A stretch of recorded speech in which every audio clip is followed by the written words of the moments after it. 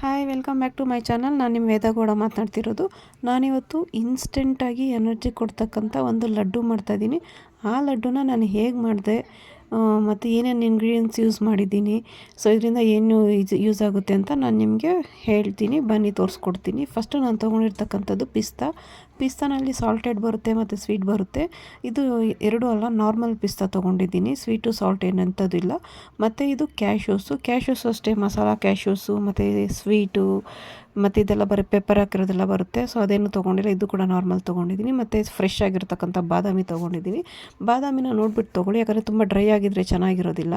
ಅದಾದಮೇಲೆ ನಾನು ಇದು ಅವಕ್ಯಾಡೋ ಅಲ್ಲ, ಇದು ವಾಲ್ನಟ್ ತೊಗೊಂಡಿದ್ದೀನಿ. ಸೊ ಅದು ಕೂಡ ನೋಡಿ ಸೇಮು ಚೆನ್ನಾಗಿರೋ ಫ್ರೆಶ್ ಆಗಿರ್ತಕ್ಕಂಥ ತೊಗೊಂಡಿದ್ದೀನಿ.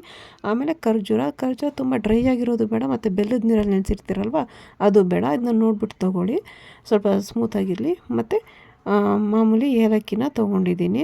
ಸೊ ಇದಾದಮೇಲೆ ಅದನ್ನು ಹೇಗೆ ಮಾಡಬೇಕು ಅಂತ ಹೇಳಿದ್ರೆ, ಒಂದು ಬಾಣಲಿಗೆ ಇಟ್ಬಿಟ್ಟು ನಾವೇನು ತೊಗೊಂಡಿದ್ದೀವಲ್ಲ ಇದು ಡ್ರೈ ಫ್ರೂಟ್ಸು, ಸೊ ಒಂದೊಂದನ್ನೇ ಮೀಡಿಯಮ್ ಫ್ಲೇವರ್ ಇಟ್ಬಿಟ್ಟು ಹುರ್ಕೋಬೇಕು. ಯಾಕಂದರೆ ಇದೆಲ್ಲ ಹಸಿ ಇರೋದ್ರಿಂದ ಜಾಸ್ತಿ ಉರಿ ಇಟ್ಟರೆ ಕಪ್ಪಕ್ಕಾಗ್ಬಿಡುತ್ತೆ, ಒಂಥರ ಸೀದಂಗೆ ಆಗಿಬಿಡುತ್ತೆ, ಟೇಸ್ಟ್ ಚೆನ್ನಾಗಿ ಬರೋದಿಲ್ಲ. ಮತ್ತು ಸ್ವಲ್ಪ ಜನಕ್ಕೆ ಹೆಲ್ತ್ ಕೂಡ ಅಪ್ಸೆಟ್ ಆಗಿಬಿಡುತ್ತೆ, ಸ್ಟಮಕ್ ಅಪ್ಸೆಟ್ ಆಗುತ್ತೆ. ಸೊ ಅದಕ್ಕೋಸ್ಕರ ಕಡಿಮೆ ಉರಿನಲ್ಲಿ ನೀಟಾಗಿ ಹುರ್ಕೋಬೇಕು. ಸೊ ನಾನೇನು ಮಾಡ್ತಾಯಿದ್ದೀನಿ, ಒಂದೊಂದೇ ಹುರ್ಕೊಳ್ತಾ ಇದ್ದೀನಿ. ನೋಡಿ, ಫಸ್ಟು ನಾನು ಬಾದಾಮಿ ಹುರ್ಕೊಂಡೆ, ಅದಾದಮೇಲೆ ಪಿಸ್ತಾ ಹುರ್ಕೊಂಡೆ. ಸೊ ಇದರಲ್ಲಿ ಯಾವುದು ನಾನು ಟೇಸ್ಟಿ ಅಂದರೆ ಮೀನ್ಸ್ ಸಾಲ್ಟೆಡ್ ಆಗಲಿ, ಮಸಾಲೆ ಆಗಲಿ, ಸ್ವೀಟ್ ಆಗಲಿ ಏನು ತೊಗೊಂಡಿಲ್ಲ. ಎಲ್ಲನೂ ಪ್ಲೈನಾಗಿರೋ ಡ್ರೈ ಫ್ರೂಟ್ಸೇ ತೊಗೊಂಡಿರೋದು. ಸೊ ತೊಗೊಂಡು ಇದನ್ನು ನೀಟಾಗಿ ಒಂದೊಂದೇ ಕಡಿಮೆ ಊರಿನಲ್ಲಿ ನೀಟಾಗಿ ಹುರ್ಕೋಬೇಕು. ಸೊ ನೋಡಿ, ಈ ಥರ ಜಾಸ್ತಿ ಉರಿಯೋಕೆ ಹೋಗ್ಬಾರ್ದು, ಯಾಕಂದರೆ ಅದರಲ್ಲಿರೋ ಇದೆಲ್ಲನೂ ಫ್ರೆಶ್ನೆಸ್ ಎಲ್ಲ ಹೋಗಿಬಿಡುತ್ತೆ. ಸೊ ವಾಲ್ನಟ್ಟು ಇದು ಉರಿಯುವಾಗ ಸ್ವಲ್ಪ ಹುಷಾರಾಗಿ ಹುರ್ಕೊಳ್ಳಿ, ಯಾಕಂದರೆ ಅದು ಸ್ವಲ್ಪ ಕಪ್ಪಕ್ಕಾಗೋ ಚಾನ್ಸಸ್ ಇರುತ್ತೆ. ಸೊ ಅದಕ್ಕೋಸ್ಕರ ಕಪ್ಪಕ್ಕಾಗಿ ಪುಡಿಯಾಗೋ ಚಾನ್ಸಸ್ ಇರುತ್ತೆ, ಅದಕ್ಕೋಸ್ಕರ ನೋಡ್ಕೊಂಡು ಹುರ್ಕೋಬೇಕು.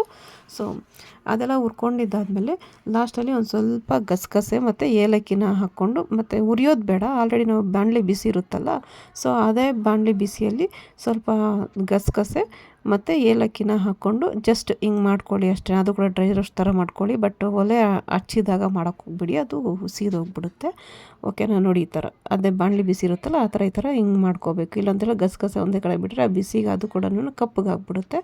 ಇದೆಲ್ಲ ಆದಮೇಲೆ ಒಂದು ದೊಡ್ಡ ಪ್ಲೇಟ್ಗೆ ಹಾಕ್ಬಿಟ್ಟು ಅದೆಲ್ಲ ತಣ್ಣಕ್ಕಾಗೋದಕ್ಕೆ ಬಿಡಬೇಕು, ಫುಲ್ಲು ಆರೋಗ್ಬಿಡಬೇಕು. ಬಿಸಿಯಾಗಿದ್ದಾಗ ಹಾಕಿದ್ರೆ ಏನಾಗುತ್ತೆ ಅಂತ ಹೇಳಿದ್ರೆ, ನಾವು ಪೌಡ್ರ್ ಮಾಡಿಕೊಂಡ್ರೆ ಅದೊಂಥರ ಸೆಕೆ ಹೋಗ್ದಂಗೆ ಆಗ್ಬಿಟ್ಟು ಅದು ಕೆಟ್ಟೋಗ್ಬಿಡುತ್ತೆ. ಜಾಸ್ತಿ ದಿವಸ ನಾವು ಸ್ಟೋರ್ ಮಾಡೋದಕ್ಕಾಗೋದಿಲ್ಲ. ಸೊ ಅದು ಒಂದು ಮತ್ತು ನಾವು ಇದನ್ನು ಫ್ರಿಜ್ಜಲ್ಲಿ ಇಡೋದಿಲ್ವಲ್ಲ, ಸೊ ಅದಕ್ಕೋಸ್ಕರ ಅದು ಸ್ವಲ್ಪ ನೀಟಾಗೆಲ್ಲ ಆರಿದ್ಮೇಲೆ ಮಿಕ್ಸಿ ಜಾರ್ಗೆ ಹಾಕ್ಕೊಂಡು, ಸೊ ಇದಕ್ಕೆ ಖರ್ಜೂರನ ನಾನು ಮೀನ್ಸ್ ಡ್ರೈ ಮಾಡ್ಕೊತಾ ಇಲ್ಲ, ಹಾಗೇ ಹಾಕ್ಕೊಳ್ತಾ ಇದ್ದೀನಿ. ಆ ಖರ್ಜೂರ ಮತ್ತು ಇದೆಲ್ಲನೂ ಮಿಕ್ಸ್ ಮಾಡಿಬಿಟ್ಟು ನಟ್ಸು ಎಲ್ಲನೂ ನೀಟಾಗಿ ಮಿಕ್ಸಿಯಲ್ಲಿ ಹಾಕ್ಕೊಂಡು ನೀಟಾಗಿ ಈ ಥರ ಇದು ಮಾಡ್ಕೊಳ್ಳಿ. ಒಂದೊಂದು ಸರ್ತಿ ಖರ್ಜೂರ ಪೌಡ್ರ್ ಆಗೋದಿಲ್ಲ, ಅಥವಾ ಒಂದು ಸ್ವಲ್ಪ ಇದಿರುತ್ತೆ, ಅದಕ್ಕೋಸ್ಕರ ಏನು ಇದು ಮಾಡ್ಕೊಳ್ಳೋಂಗಿಲ್ಲ, ಆರಾಮ್ಸೆ ಮಾಡಿಕೊಂಡು ಮತ್ತು ಅದನ್ನೆಲ್ಲ ನೀಟಾಗಿ ಮಿಕ್ಸ್ ಮಾಡ್ಕೊಬೇಕು. ಎಲ್ಲ ಒಂದೇ ಥರ ಮಿಕ್ಸ್ ಮಾಡ್ಕೊಳ್ಳಿ. ಸೊ ಇದಕ್ಕೆ ತುಪ್ಪ, ಎಣ್ಣೆ ಅಥವಾ ಬೇರೆ ನೀರು ಏನು ಹಾಕೋ ಅವಶ್ಯಕತೆ ಇಲ್ಲ. ಇದೇ ಸ್ವಲ್ಪ ಆಯ್ಲಿ ಜಿಡ್ಡಿನಂಶ ಇರುತ್ತೆ. ಸೊ ಅದಕ್ಕೋಸ್ಕರ ನಾನು ನೋಡಿ, ನೋ ಶುಗರ್, ನೋ ಜಾಗಿರಿ, ಮೀನ್ಸ್ ಸಕ್ಕರೆ ಇಲ್ಲ, ಮತ್ತು ಬೆಲ್ಲ ಇಲ್ಲ, ತುಪ್ಪ ಇಲ್ಲ, ಎಣ್ಣೆ ಇಲ್ಲ, ಏನೂ ಇಲ್ಲ, ಈಸಿಯಾಗಿ ನೀಟಾಗಿ ಇನ್ಸ್ಟೆಂಟಾಗಿ ಎನರ್ಜಿ ಬರ್ತಕ್ಕಂಥ ಲಡ್ಡುನ ಮಾಡಿದ್ದೀನಿ. ಯಾರಾದರೂ ಮನೆಯಲ್ಲಿ ಪೇಷಂಟ್ಸ್ ಇದು ತುಂಬ ಸುಸ್ತು ಅಂತ ಇದ್ದರೆ ಅವ್ರಿಗೆ ಇದನ್ನು ಕೊಟ್ಟರೆ ಇನ್ಸ್ಟೆಂಟಾಗಿ ಎನರ್ಜಿ ಬರುತ್ತೆ. ನಾನು ಇದನ್ನು ಒಂದು ಗಾಜಿನ ಶೀಸೆಯಲ್ಲಿ ಹಾಕ್ಬಿಟ್ಟು ಅದನ್ನು ಒಂದು ಟೈಟಾಗಿ ಒಂದು 8 ಕಂಟೈನರಲ್ಲಿ ಹಾಕ್ಬಿಟ್ಟು ಇಡ್ತಾಯಿದ್ದೀನಿ.